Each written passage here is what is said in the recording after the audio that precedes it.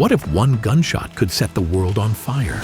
In the summer of 1914, a single assassination in Sarajevo lit the spark that dragged the globe into the bloodiest conflict mankind had ever seen up to that point. Millions of soldiers would march to war, empires would crumble, and the world would never be the same again. The First World War, often called the Great War, wasn't just about one event. It was the result of years of political tension, secret alliances, imperial greed, and military buildup.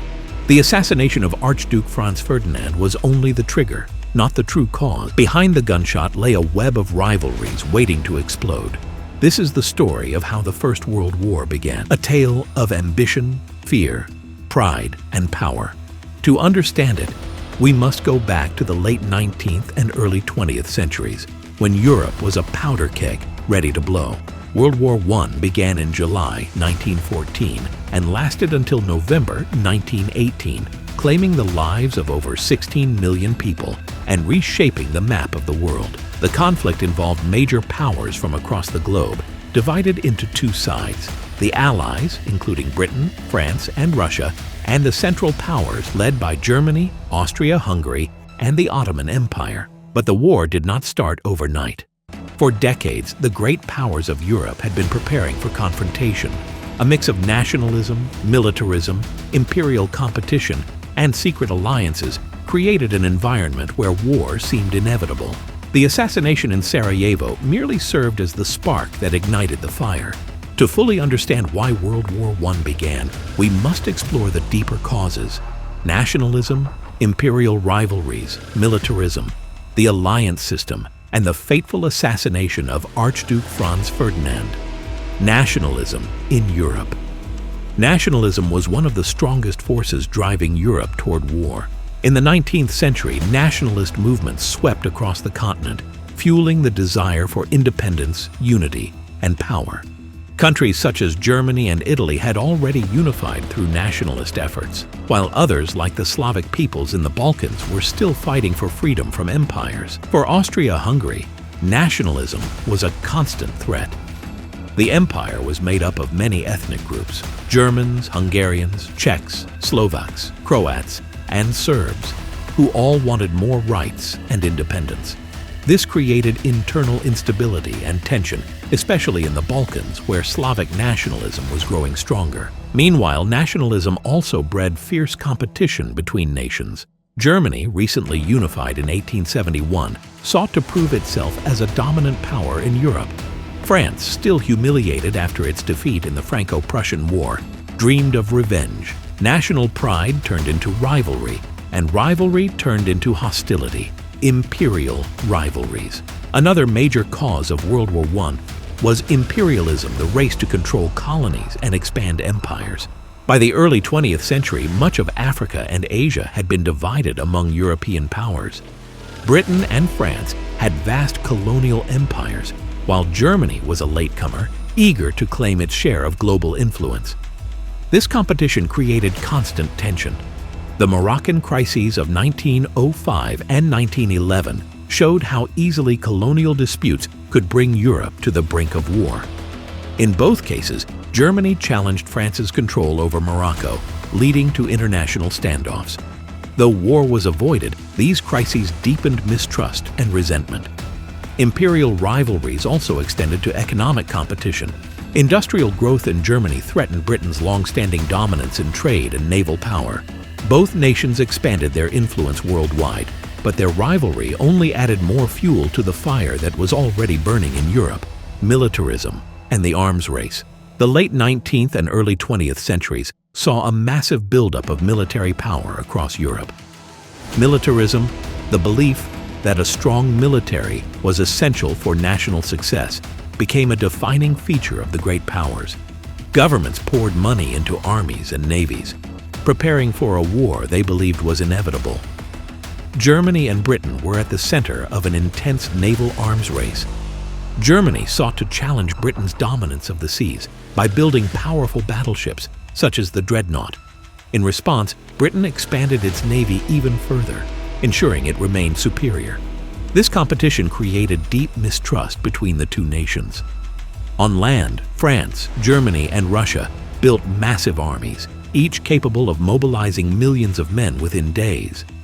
Military leaders gained influence in politics, often pushing governments toward aggressive policies. In such an environment, war was no longer seen as a last resort. It was viewed as a legitimate tool of national policy. The alliance system. Perhaps the most dangerous factor leading to war was the alliance system. By 1914, Europe was divided into two major camps.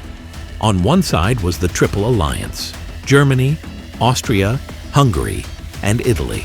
On the other side was the Triple Entente: France, Russia, and Britain. These alliances were meant to provide security, but instead created a trap that could pull all of Europe into war.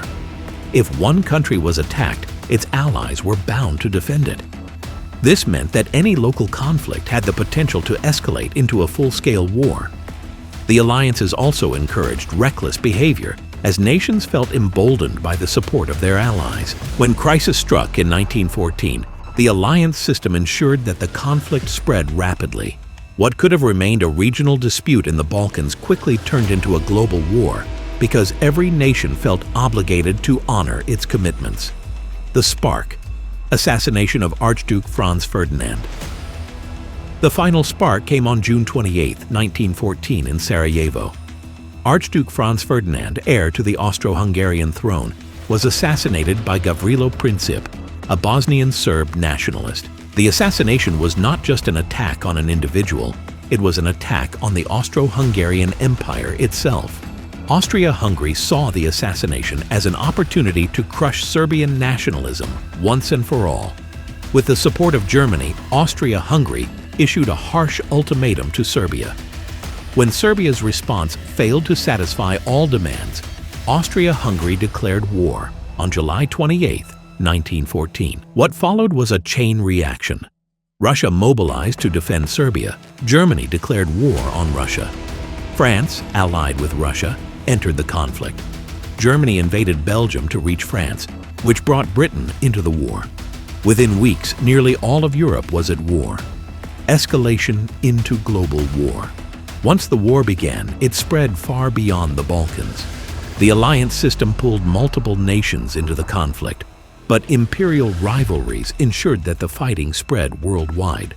Colonies in Africa and Asia became battlegrounds, while Japan joined the Allies to expand its own empire. The Ottoman Empire also entered the war on the side of the Central Powers, hoping to regain lost territories and strengthen its position. The United States, initially neutral, would eventually join the Allies in 1917 after German submarine warfare and the infamous Zimmermann telegram. At the end of 1914, what had started as a regional dispute had escalated into a full-scale world war. The stage was set for years of brutal trench warfare, technological innovations in killing, and unimaginable human suffering. The First World War did not start because of one single event. It was the result of decades of rising nationalism, imperial rivalries, militarism, and a dangerous system of alliances. The assassination of Archduke Franz Ferdinand in 1914 was only the trigger that set off an explosion waiting to happen. By understanding the complex causes of the war, we see that the Great War was not inevitable, but highly likely given the circumstances of the time. The lessons of 1914 remain relevant today, reminding us how political tensions, unchecked militarism, and rigid alliances can spiral into disaster. World War I changed everything. It ended empires, redrew borders, and paved the way for even greater conflicts in the 20th century. And it all began with a single gunshot in Sarajevo. So how did World War I really start? It was not just the assassination of one man, it was the product of years of tension and rivalry among the world's greatest powers. The Great War reminds us how fragile peace can be and how quickly the world can plunge into chaos. If you enjoyed this history video, don't forget to like, share, and subscribe for more videos just like this. And tell us in the comments, do you think World War I could have been avoided, or was it destined to happen?